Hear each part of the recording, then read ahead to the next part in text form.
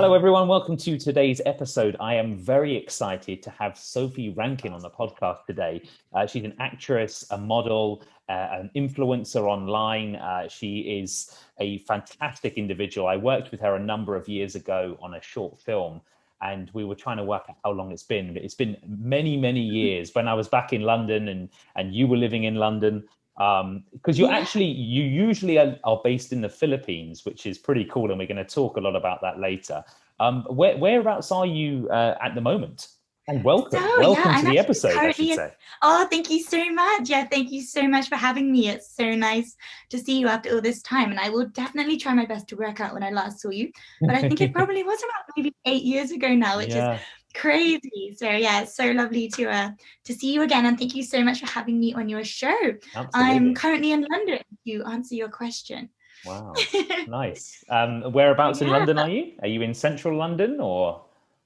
Yeah, I'm in central London, close to Wembley at the moment. So Okay, yeah, it's kind of a shock because I flew back from the Philippines last December for Christmas, and yeah. obviously I had no idea that the borders were about to close, Oh, and then England went into lockdown. So I had every intention of flying straight back to the Philippines, and obviously that didn't quite work out as planned, but oh, everything's actually been really good, and I think it's really worked out for the best because I got to spend 4.5 months in Hampshire with my family, which was amazing. And that was the longest time I'd actually been home for since I pretty much left home. yeah, yeah, So it was yeah. incredible just to spend so much time with them. And now I'm back in London, living with one of my best friends. So Oh. yeah, it's all fun and games at the moment. Yeah, yeah, absolutely. And that's kind of cool, but that you based like or your family are based out in Hampshire because that's actually where I grew up as well. I don't know if you Hey, knew that, but my I didn't know that. no, I grew up in Winchester, so Oh, lovely. part of It's the really nice Hampshire. there. Yeah, yeah, yeah. So and whereabouts are your family? I know, Oh, bizarre. they're close to a village called Blackmore. So it's Okay. really nice, like very rural, it's like more in the countryside. So Yeah. yeah, I actually, it's funny because I've always really appreciated where I grew up, but I think I appreciated it even more. Obviously having spent the last 4.5 months there because it was just so nice to be in the countryside again and have lovely places to go out and hike. And you really miss that when you're kind of in the city for so long. So Yeah, yeah. yeah, it was really lovely to be back. But Winchester's so nice. I've actually got It friends is. that went to uni there, so I know your hometown really well. It's Oh, really good. lovely there as Yeah, well. it's a good university as well. Actually, Yeah, it I thought truly a is. lot about going there at one point, but I think one of the major things about university is sort of like living somewhere different, right? And of getting a Definitely. different culture and meeting new people. And I probably would have ended up living with my parents through university, and I wanted that experience of obviously, you know, being somewhere else for a period of time. And but it's a really good university actually, particularly in the performing arts. I think they have a really strong, dance choreography course there and performing Yeah, arts and all that's of that. true. So Yeah, good. it is. So It is a place to study and a nice place to hang out as well. yeah, yeah, So you get the absolutely, best of yeah. both worlds. So you're in the UK now, and so you have no idea as to when you can get back to the Philippines at this point, or? No, it's a bit crazy. So my guess Yeah. is it'll probably be towards the end of the year, I would imagine, because cases have increased there quite a bit at the moment, and they're kind of struggling a little bit with the vaccine program. But things are really looking up there, Okay. a lot more at the moment. Having said that, and they do have a lot more yeah, doses of the vaccine available now. So it's just the case I think of just getting the vaccine out to more people and then gradually, hopefully, they'll open the borders. So yeah, I hope soon, but I really Yeah. have no idea when. So it's bizarre because I've lived Yeah. there for so long, and it's kind of like leaving a life behind. But obviously, I'm not because I will be going back. But Yeah. yeah, it's been very surreal. I'm sure the Philippines is missing you immensely. Thank you. I hope so. If you're Yeah. watching Philippines, I miss you guys so much. Yeah, yeah, absolutely. Sophie has a very big following out there and in many places around the world. It's pretty impressive. She's an actress, a model. I want to talk to you though briefly about you won some beauty queen titles, which I'm very intrigued about. Yeah, I'm very intrigued about those. Crown. So Yeah, I was kind of hoping you would have a crown on or something for this, but it's fine. We can use our imagination. Yeah, imagine I'm wearing a crown. There we go. Yeah, exactly. So But yes, you I did. were Yeah, in 2015 you won Miss Wonderful UK I and did. I did. also Miss Global England, and then in 2017 you won Miss Harmony World. Yes, So I can you did. talk to us about those titles, what they mean, how Yeah, you go about actually getting them? That would be quite interesting, I think. Yeah. definitely. Yeah. So it was I was doing a lot of modeling and acting back in London at the time. And I'd always heard about how sort of beauty pageants can help open doors for girls and can help sort of increase, modeling work, and it can really be a real door opener. But I had never really thought to venture into one myself. I was never really like massively into them. But then I saw this just opportunity to apply for Miss Global International. And I thought, wow, that sounds like an incredible opportunity. I Yeah. was reading like more and more about, pageants and what they really stand for, like women empowerment. It's a great sort of platform to get like your views across. And I was doing a lot of charity work at the time as well. So it kind of all just sort of like, oh, it made sense. And I thought this would be a great opportunity. So yeah, so I applied, and I was very grateful to make it to the finals, and they were actually held in the Philippines. Oh, sorry, I got ahead of myself. This was for Miss Global International, but the pageant I won beforehand, that was Miss Wonderful UK. Okay. And through winning that, I then was given the opportunity to apply for Miss Global International. And then, of course, the finals with that were held in the Philippines, which literally brought me to the country. And I planned to spend 2 weeks there. And obviously, that turned into 5 years. Amazing. So it all stemmed from the pageant. And then a few years later, I decided to apply to join another one. And that one was Miss Harmony World. And that was another international pageant. And that was the one that I actually won. And that was incredible because that led to modeling endorsements all over Asia. And I had modeling contracts in Malaysia at the time. So I was spending a lot of time in the Philippines and also in Malaysia. And even through modeling work I was doing in the Philippines, that was like landing me TV commercials in the US. And just, yeah, it was just really incredible. I couldn't have imagined how much it would actually help my career. And it really did. It taught me so much. I met such an incredible bunch of women. Many of which I'm still really close friends with now. So yeah, it was just an incredible door that I'm really grateful I decided to open, because I would have never imagined the opportunities that could have come my way from it. So That's yeah, incredible. I had no idea that was that it would have that much power. Also, I'm kind of, part of me is wondering whether they have a male one, because they do. You I should could join. I could see myself, with a crown on one day. I can teach you the walk. Yeah. Yeah. Yeah. Actually, in the Philippines, even male pageants are huge, because the Okay. difference between pageants in the UK and in Asia is, in the UK, they're not as much of a big deal, but in Asia, beauty queens are really like celebrities. So of course, when I moved to the Philippines, which is beauty pageant capital of the world, I was kind of already entering, as in their eyes, like a celebrity from being a beauty queen. So that helped me so much to obviously land more modeling jobs. So yeah, that's probably the biggest difference. They are just so huge in Asia for guys and girls. Amazing. So yeah, they are real door openers.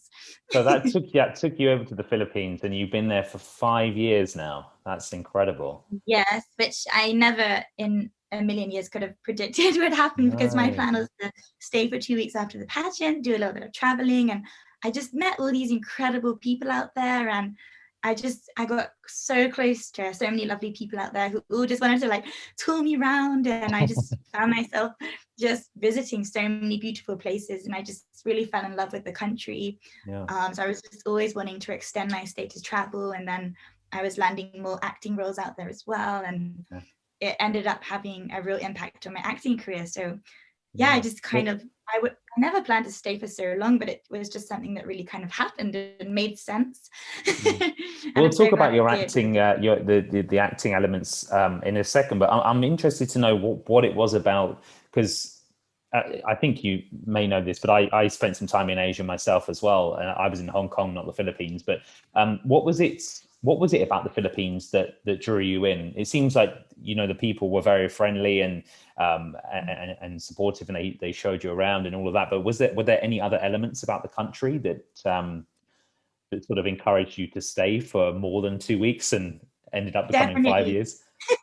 Yeah, I don't know if you're familiar with a really famous logo that they have, which is "It's more fun in the Philippines," and that's just so true. Like, the people are definitely the number one reason that made me stay. They are just one of the nicest, kindest, most welcoming sort of races of people that I'd ever met in my life, and they were just so lovely to me, and they're just so welcoming of foreigners, and they just love the fact that we love their country, and they really just go out of their way to help you and to make you feel at home there. And I just really formed just incredible relationships with people out there. So that was the number one reason. And then the second reason was, it's just such a beautiful country. It's home to like thousands and thousands of islands, and it's impossible to get bored.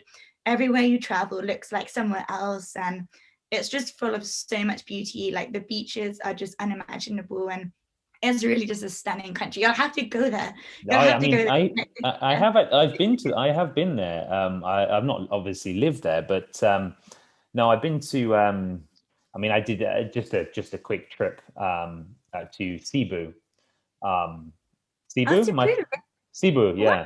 Oh, in the Philippines. I didn't realize you'd actually been there. Yeah, no, I have. Yeah. We went. What did you think? That's awesome. Oh, I loved it. Yeah, it was. The beach is incredible, as you say. The people are very friendly. There's a lot of there's a massive Filipino community in Hong Kong as well. So I'm very connected to them in that sense. And so yeah, I loved it. I thought it was a beautiful place, and it's somewhere that I definitely go back to.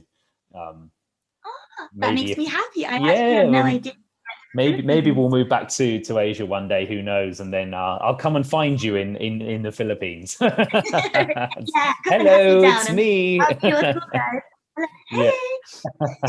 Yeah, I bet your family would love it. It's just I'm sure there's so many places. Really, and the food is really nice as well. The people, the beaches, the food, the weather, obviously. Definitely. Good. The food is amazing, and everyone wants to feed you as well. So even if you meet someone for tea, all of a sudden they'll bring out like a buffet. You're like, oh my gosh, I just ate lunch. The food is amazing. They love their food. Very passionate about food over there. Okay, so do you speak is it Tagalog? Is that correct? Am I saying Tagalog? That means I speak some. Yeah. Okay. I can speak basic Tagalog, so enough to kind of get by out there and make people laugh. Good. So I can't speak a lot, but I'm very lucky out there, because another reason why it was so easy for me to move there was because everyone speaks English. Even if you go to a really remote location, like a really tiny province, you'll find that people can all speak English. It's really incredible. So I used to get like annoyed with my friends, like, talk to me in Tagalog, I'm trying to learn. And they'd still just talk to me in English. But I did manage to learn quite a bit. So yeah, which has also helped a lot with my work out there, because for sort of local TV, they usually speak in Taglish, which is sort of half Tagalog and half English. So it does help to know a few bits and pieces of the language. Yeah. Nice. Yeah, there's a similar thing in Sweden here, where everyone speaks such good English that it makes it quite challenging for me to learn Swedish. I do try sometimes, but as soon as they realize I'm from the UK, I've got no chance. That's really true. Yeah, you can relate to that then. Yeah, I can. Absolutely. Yeah, I'm always like, please, I am trying. I know it's terrible, but I'm trying. Come on. Stop speaking such amazing English. Yeah, exactly. Exactly. So you've been acting a fair bit over there as well, then in films and commercials and. Been in a couple of films, both that made cinema, so that was really awesome.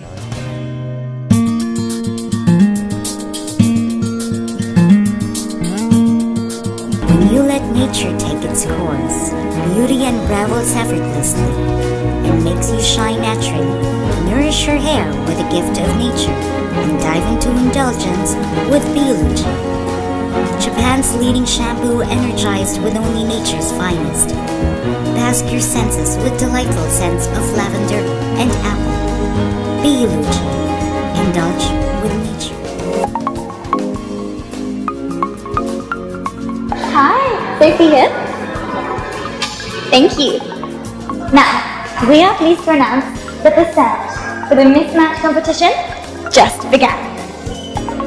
The winner of Mismatch will be entitled to receive unlimited access to all of KLP's wellness centers throughout the whole year of 2019. Like our page, so you'll be updated with every detail. Share our posts, click and read the details below. Fill in our subscription form. That's it. So, what are you waiting for? Who knows? You could be the one getting that lucky call from one of our agents.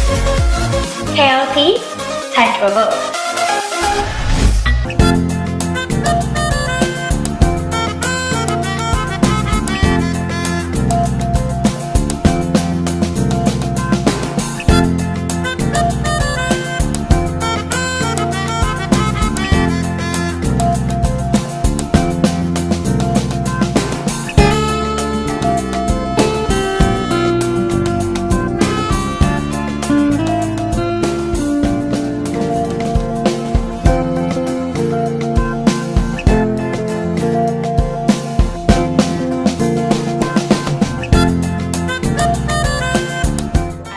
Very well-known television series out there, TV commercials, and I've had modeling endorsements for big brands in the Philippines and also all over Asia and the US. Yeah. So yeah, What been was great. Yeah, what was it like actually? Sort of when you first got into that industry out in the Philippines, like your first job working there, and how does it differ from other places that you worked in, like the UK, for example, in terms of work ethics and actually how you go about getting a job, that sort of thing? I think I very much admired the speed of which they work in the Philippines. Everything is actually kind of faster than the UK. Like in the UK, I think you already know this because obviously I met you during a film a long time ago. But frequently things just take a really long time to get finished, whereas in the Philippines, they film everything so quickly. So it's like the second you've been cast in a film, it's like in England, you're kind of thinking, when will this actually push through? Like there might be like a 1 year gap or something. But in the Philippines, if you're cast in a film, it's because everything's already in place. They've already got the funding in place. They've already got everything in place, and you will be filming like in the next month. And it's just a much faster production out there. I feel like it's kind of a country where anything's possible and they just really get things done. And it was just incredible for me to have films I've done out there actually, make it to the cinema. And that was just incredible to get to, go to the premiere and watch my movies at the cinema. And it was just really, really awesome to be in such massive productions out there. And do you need to have, similarly to the UK, do you need to have ideally have an agent or someone representing you that gets you the work, or is it really just about who you know and networking and that sort of thing? It definitely helps to have an agent out there. So I did have a brilliant acting agent out there. I wasn't signed with him exclusively, which actually I also admire sort of about the system there, because agents do allow you to be more free. But he was incredible in getting me film jobs and TV show jobs. But because it wasn't an exclusive contract, I was still able to kind of do my own thing through networking. Who you know out there does help an awful lot as well. So networking is definitely a big part of the industry. But yeah, it does definitely help to have a good agent, which I was lucky to have out there. You're making me want to move to the Philippines now, Sophie. You know that. I'm looking at flights as we speak. Excellent. And when you find out the borders are open, just let me know. Oh yeah, right, exactly. I'll follow you. Yeah, maybe we can star in a film together in the Philippines. That would be quite cool. Yes, absolutely. I'm sure I can make that happen. Definitely. I'll teach you a little bit of Tagalog. Yeah. So do you have to be able to speak that then in order to be in films, or are there some characters, like I know in Hong Kong there were characters where they wanted English speaking for a particular role? Do they exist, or is it all purely, you have to be able to speak Tagalog? So you don't have to be able to speak English if the role is purely for an English speaker, but the roles that I've done, it was obviously I was cast as an English or as an American girl. But in the roles I've done, a few of my lines were always into dialogue. So it always does help if you're always a lot more likely to get cast if you can speak the language. But obviously, yeah, for films, I was always cast as an English girl or as an American girl. So I would just say the odd line into dialogue. But for local TV, like television shows I've done out there, I'd say you do need to be able to speak to dialogue, or at least some, because then it's just nice, obviously, for the people out there, because it shows how much of an effort you're really making to kind of, like embrace the culture and the language. And I always tried really hard to learn as much as I could, because I felt like I'm in your country. So I always felt bad, them having to speak to me in English all the time, which they so kindly did. And they were always happy to, because as I said, it is sort of the second language. But I always try my best to speak to them in Tagalog whenever I can. Awesome. Very cool. And in the UK, you were in a very famous TV show that many people will be familiar with. It begins with an E, and it's called Emmerdale. What was that experience? I'd love to know a bit more about being on that show and how you got into it, and what effect and impact that had on what you've done and since then. And no, that was incredible. Actually, I can literally remember my agent at the time telling me I got that role, and I was so happy about it. And I remember she told me as I was about to get on a bus, and I was so happy that I fell down the stairs. And we were both laughing. I was like, really? Did I really get the role? And she was like, yeah, you really got the role. Well done. And you fell down the stairs at this point? I literally fell down. Oh my goodness me. You're okay though, right? You didn't injure yourself? I'm fine. Luckily, no injuries happened, so I was fine. But yeah, it was an awesome role to get, and it definitely did help lead to other roles. And I got that through my agent at the time. I had a very good agent in London. She's actually got into acting herself now, but at the time she was my agent. Back probably, I'm trying to think, when I lived in London, this was probably 7 years ago now, maybe. But yeah, that's how I got that role. And yeah, I really enjoyed it. I met such lovely people on set, and they were all so nice, because I think when you go into like a soap opera or a TV show for the first time, sometimes you're like a little bit nervous, and they were all so lovely to me, and made me feel very at home on the set, and it was just so much fun. I had a great time filming for them. I can imagine also that being surrounded by such familiar faces must have been quite strange, particularly if you've followed that program and you watched it on TV yourself. Then to then be working with those people and be surrounded by them must be very odd. What was that the case for you? Or? A little bit. Well, before I got the role, I hadn't actually seen the show before, even though obviously it is extremely famous. I hadn't watched it myself, but I wanted to familiarize myself with it. So I made myself watch like a few episodes before I filmed, and I got really hooked on the show.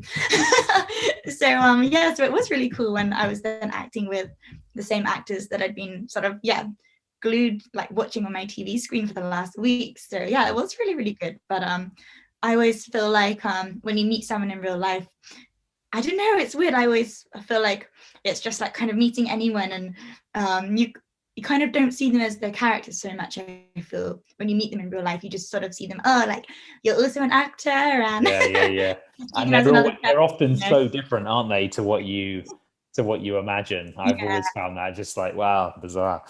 Definitely, for sure. Awesome. And were there any sort of takeaways from that experience? Any like learning points in terms of acting and working on the camera and did you learn anything from that experience particularly, or was it just sort of go in, do the job, and then get on?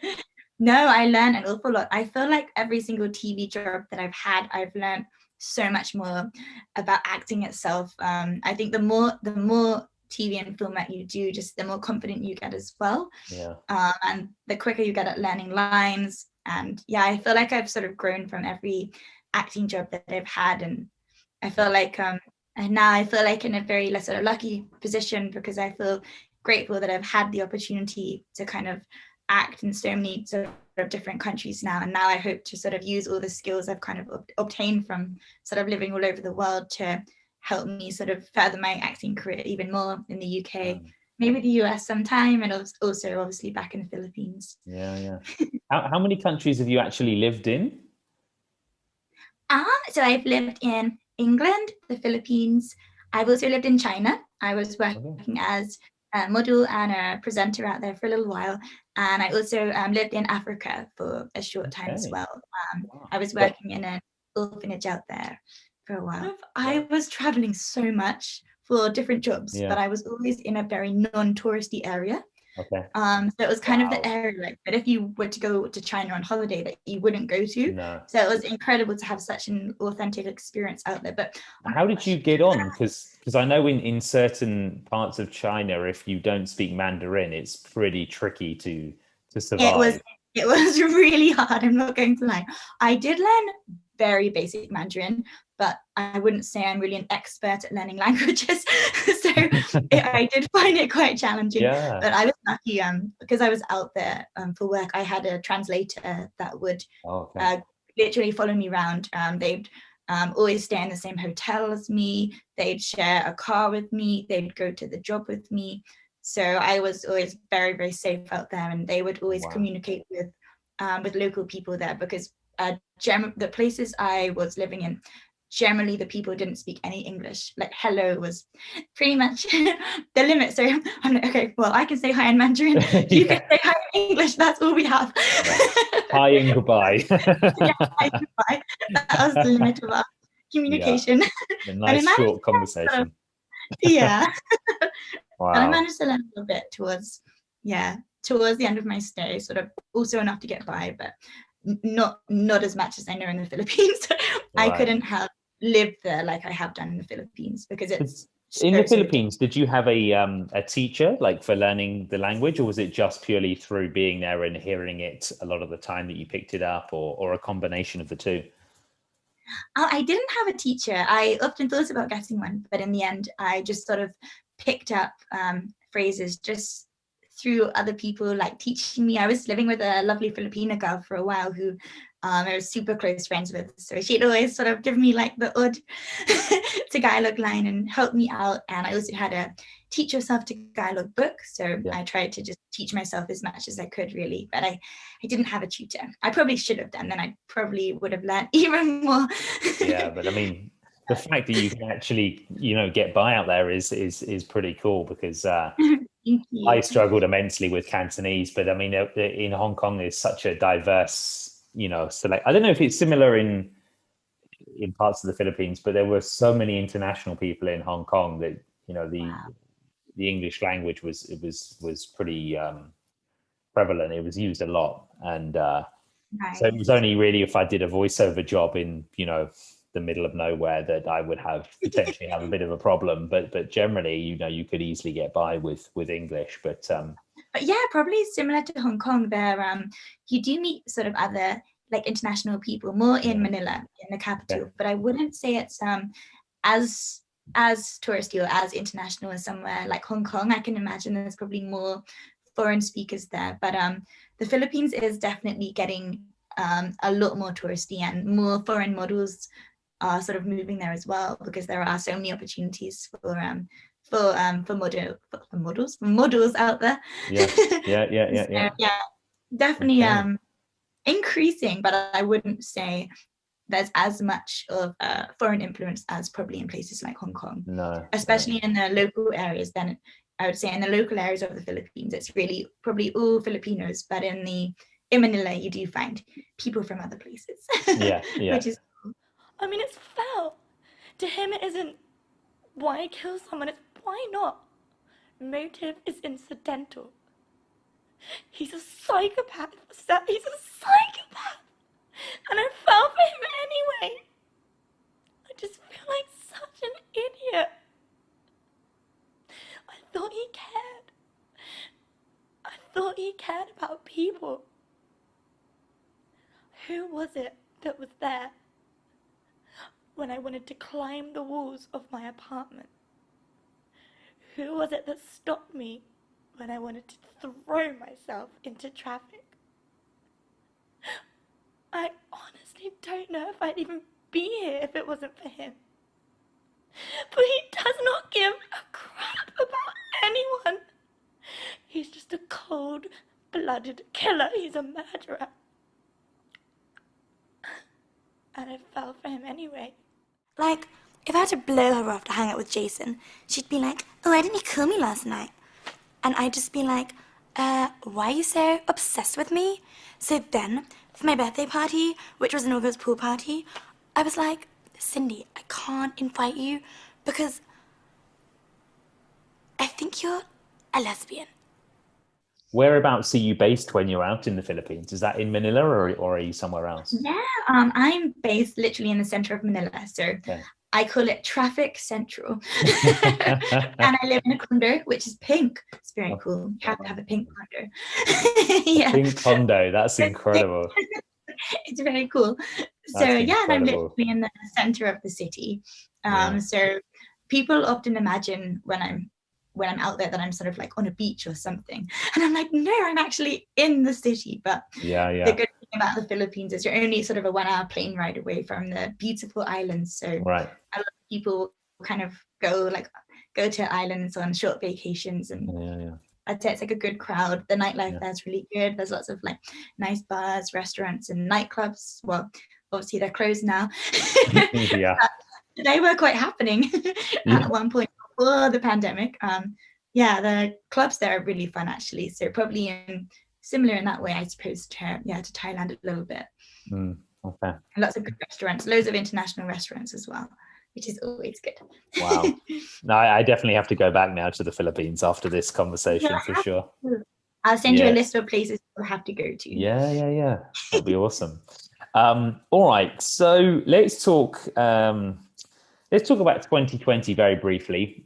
We don't need to dwell on it for too long because I mean, for some people it was a very helpful year in some ways, and for others not so much. But how was it for yourself? 2020 and into parts of 2021. We've already spoken about the fact that you're in the UK and you can't get back to the Philippines yet. So we're aware of that restriction. But outside of that, how has it impacted what you're doing and your work, and how have you managed to navigate around any potential challenges that have been thrown your way? Good question. So yeah, I think just like it was for everyone, it was a massive shock, and it did change an awful lot for me work-wise, because at the time I had just got another main role in a new film, and I was super excited about it. And we were meant to be filming in one of the islands in the Philippines for a few weeks. But then, of course, when lockdown happened, obviously the film was postponed because all of the production company were in Europe, so they weren't obviously able to fly here anymore. So that it's still currently postponed at the moment. Okay. So obviously no one knows when they can get back to the Philippines. So yeah, that was postponed. Other modeling jobs were also cancelled. And the Philippines had one of the toughest lockdowns in the world. So it was crazy because for about 3 months, I literally didn't see another person because I was just staying in my condo by myself at the time, and no one was allowed to visit me. And every single night you'd hear like police cars just like driving up and down like the area and like talking on speakerphones just to make sure everyone's like inside after curfew. So it was very, very strict. Very strict, yeah. I was kind of in denial. I was like, this will only last a week. Yeah. Time progressed, and then eventually I felt like I really made the best of it, to be honest with you. To start with, I got very creative and I started making loads of cool videos. Like I was really focusing on my YouTube channel and TikTok as well, and I was just getting really fit and dancing every day like a crazy person. But then maybe after 4 months, I kind of realized this was going to be more of a long-term thing.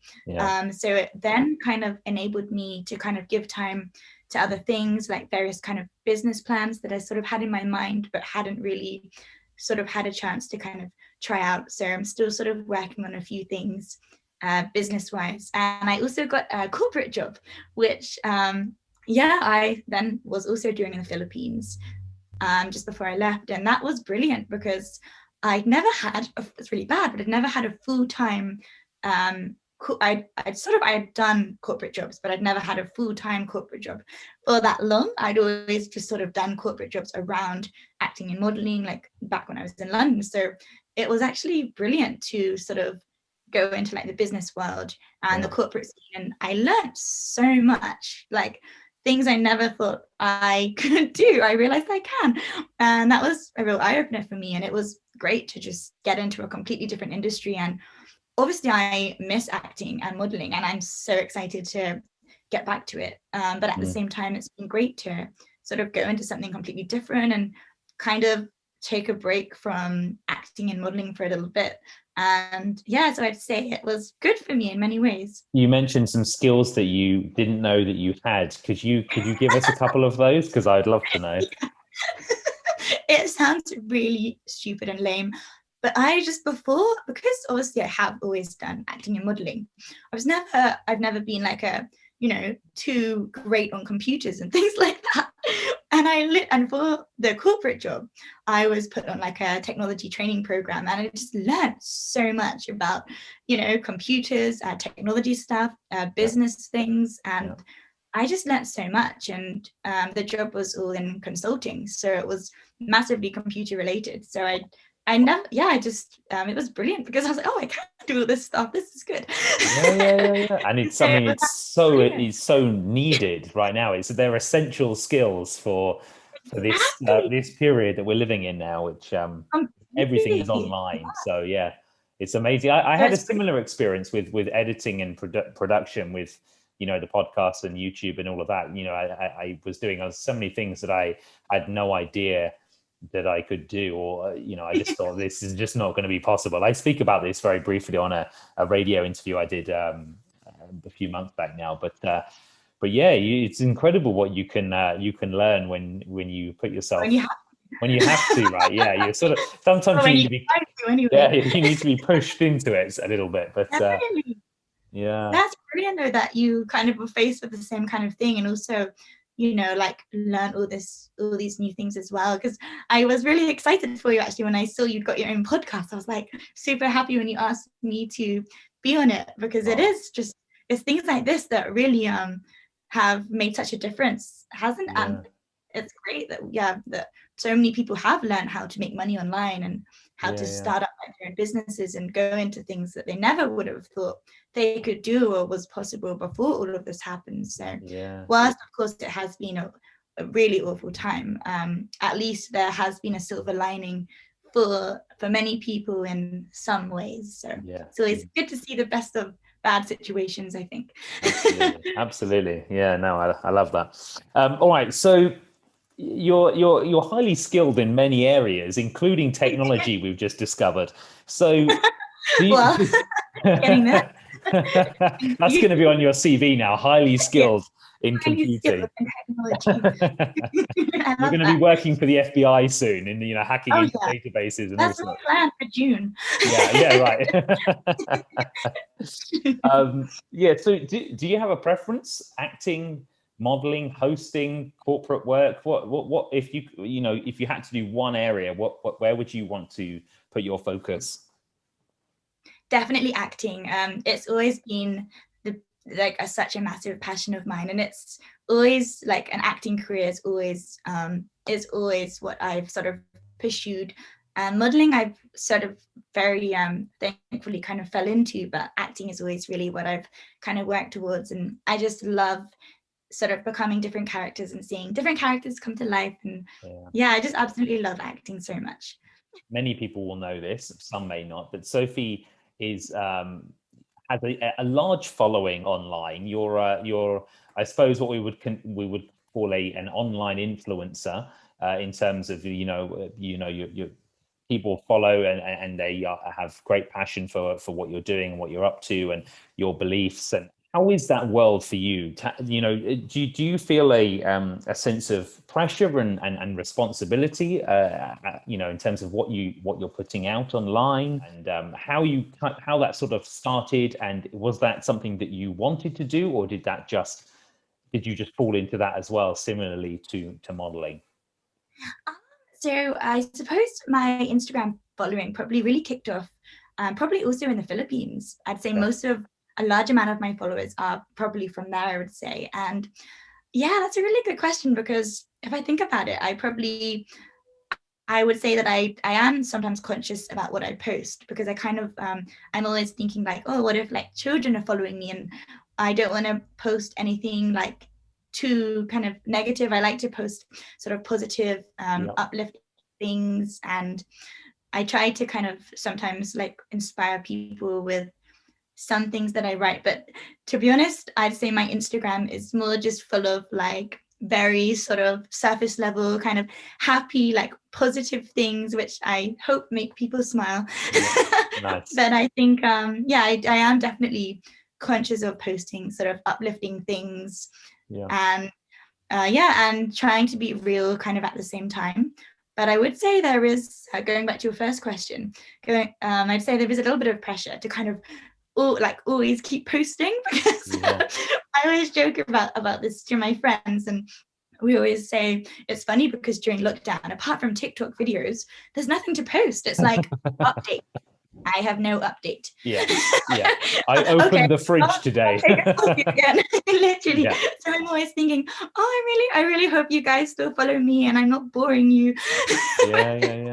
But I mean, everyone's going through it, right? You know, it's it's kind of comforting, I suppose, you know, that people can go on there and see you, who they obviously admire and respect a lot, and you know, to see that, you know, it's affecting you in a similar way to them, I imagine is quite a comforting fact for them as well. So. Yeah, I think one of the biggest things that I've been trying to get out there on social media at the moment is the importance to look after your mental health.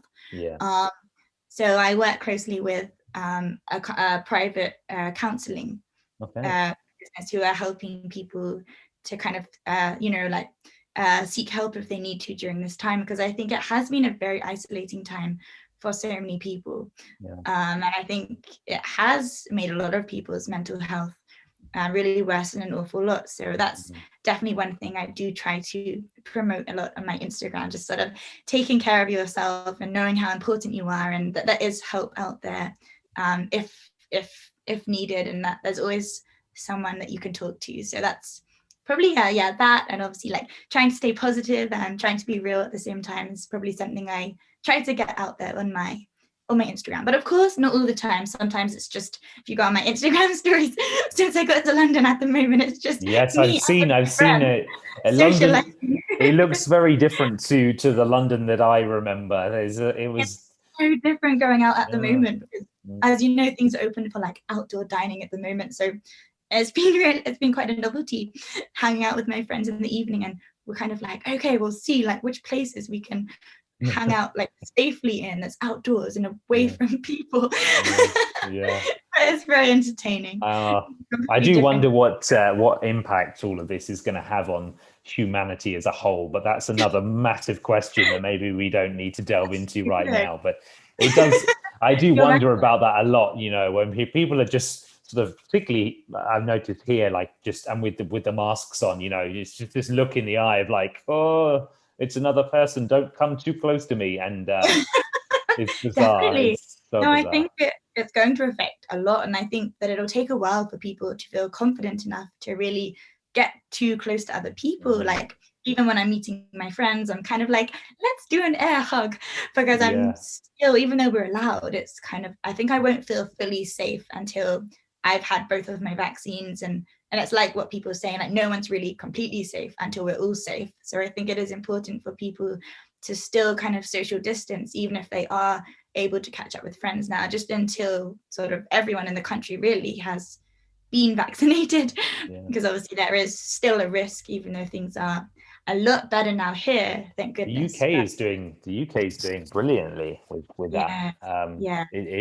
It's much slower here at the moment, but it is. It's funny because obviously we were one of the worst hit countries to start with, but now we have been very lucky, and luckily the vaccine program has been amazing, and now I think they've vaccinated 2/3 now, I think, of the population. So it's a lot better. Going back to the greetings and the air hugs and all of that very briefly, like I'm a bit confused. I don't really know what is socially acceptable in terms of a coronavirus greeting. You know, like is an air hug okay, or should it be an air high five, or should you just ignore each other completely? I really have no idea.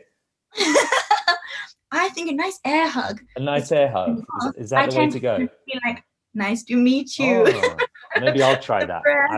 Yeah, just randomly like bow to one another. Nice to meet you. Yeah. Or just like air hug. I can imagine that working well in the Philippines, but I'm not sure in Sweden or the UK if you started going up to people doing that. I think they might think it was a little bit odd, but I don't know.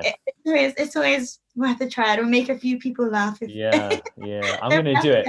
I'm I'm going to a school tomorrow. I'm going to do it. Oh wow! Is that to pick up?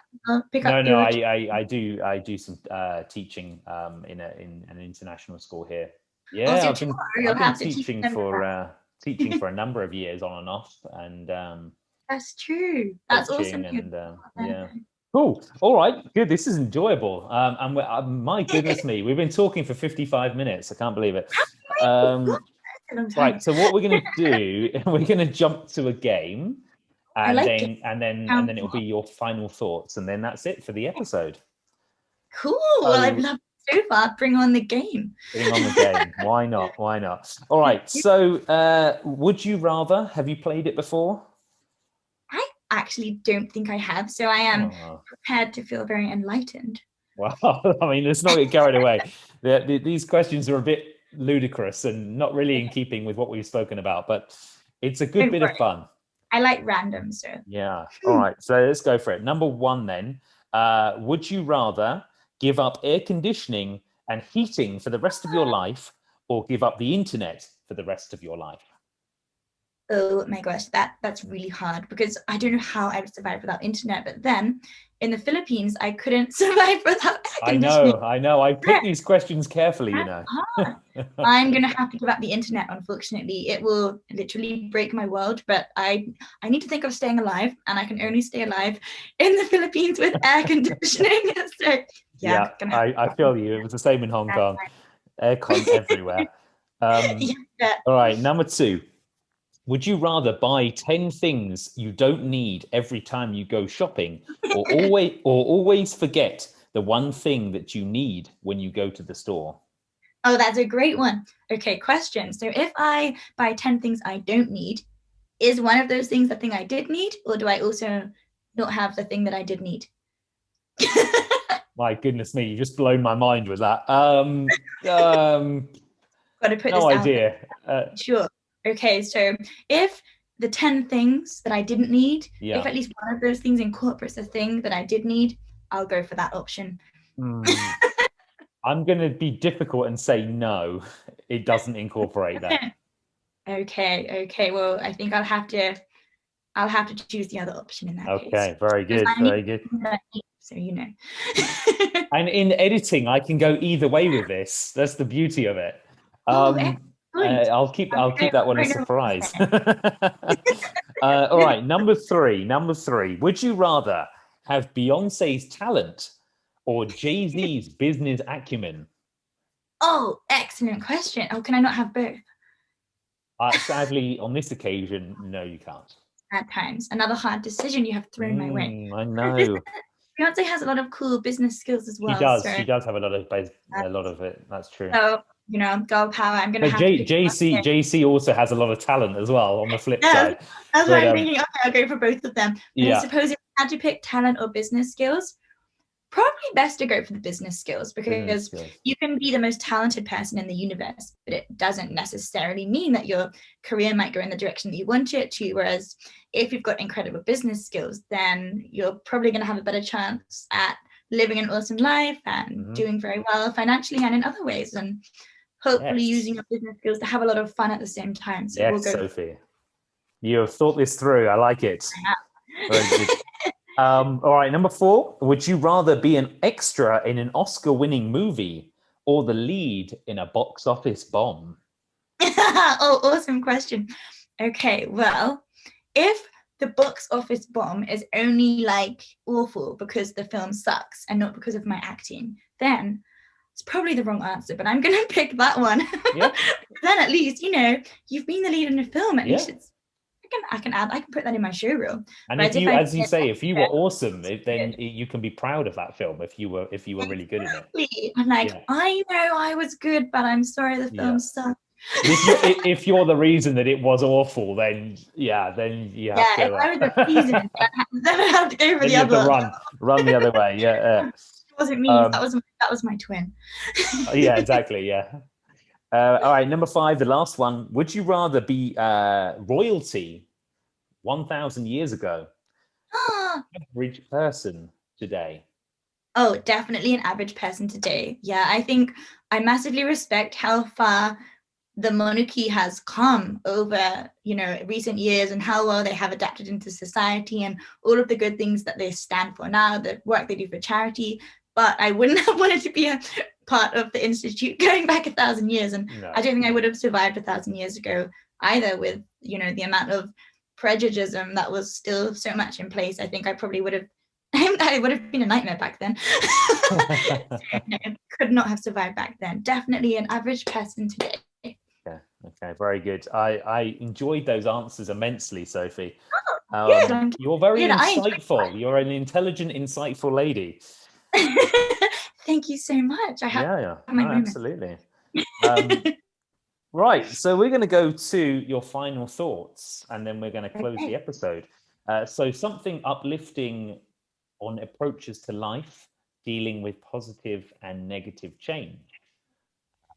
That's a nice For our one. lovely audience, for all those people that will be listening to this. Well, I would just say you never know what's going to happen in life. And I think people spend so much time worrying about what will happen tomorrow. And I think that if people kind of took a moment just to think about the present moment more than, you know, what might happen, what may or may not happen tomorrow, I think people would find like more kind of inner peace in going with that philosophy more. And I think just try to make the best of everything that happens in life as well. Always try to see like a positive outcome, even in a really negative, hard time. And if times are troubling you, or if you're finding something hard, just try to think of what will make you happy. Like, what can you do that will make you happy? Maybe like make a cake, or, you know, I always find exercise is the best way to feel more happy and to feel energized and motivated. And it's frequently when I'll be like on my outdoor hikes that I have all these good ideas. And I think exercise is just really good for your mental health and really good for your brain. So yeah, just always try to think positively, but also remember that it's okay not to be okay, because sometimes I think it's easy to watch people on social media always posting such happy things, and then you're kind of thinking, why are they so happy? Why are they doing so well? And I don't feel like this.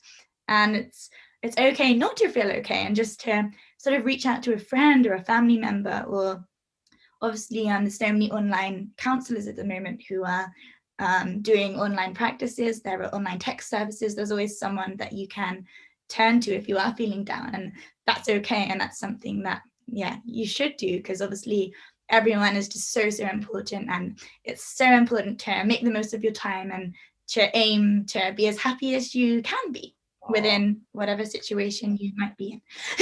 That's a very long answer. No, that's brilliant. That is really that's really nice, and so much to take on board from this episode. And I like the fact that you brought in mental health as well, because it is a big thing that's going on right now with, you know, with all that we've had to deal with. And definitely, it's very important that we talk about it when we can, and use online platforms like this to get some of that out there, and hopefully it can help people. So yeah, awesome. Thank you so much for today, Sophie. It's been lovely to connect with you again. And I'm going to do that now as well. Thank you. Thank you. Yeah, there we go. It was so lovely to chat with you, and thank you so much for having you on your show. And thank you to everyone who's watching. You can follow me on my Instagram, Sophie Louise Rankin. And yeah, it's really so lovely to chat with you, Warren, because it's been ages. So I'm really glad we did this. Yeah, awesome. Thank you so much, Sophie.